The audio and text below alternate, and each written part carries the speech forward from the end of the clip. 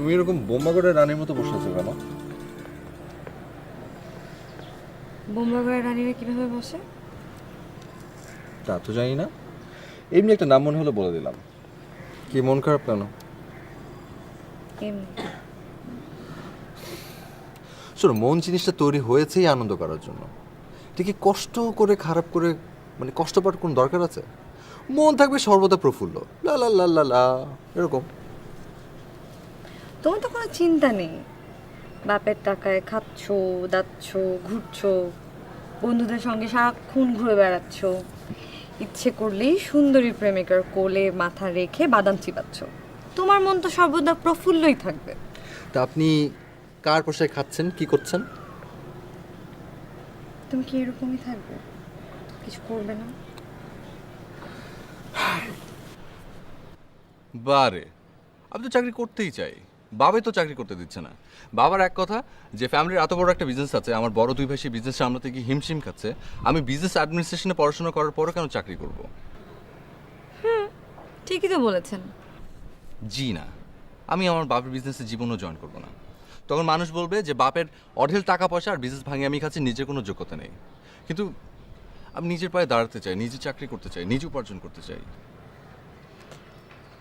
এখন তো কিছুই করছো না, শুধু ভ্যারান্ডা ভাবছো। হ্যাঁ, বলছো তোমাকে ভ্যারান্ডা পাচ্ছি। আমি অতীব আনন্দের সহিত বাদাম খাইতেছি। না, তুমিও খাও, মন খারাপ করো না, খাও। বাদাম খেলে কিন্তু মন ভালো হয়।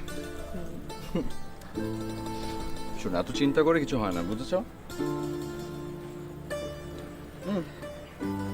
না, খাও।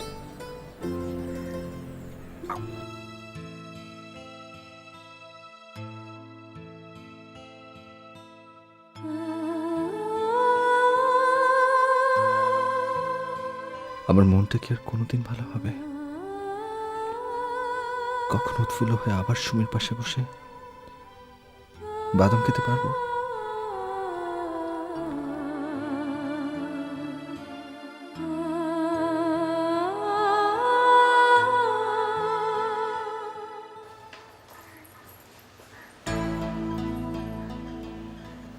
কি এটা?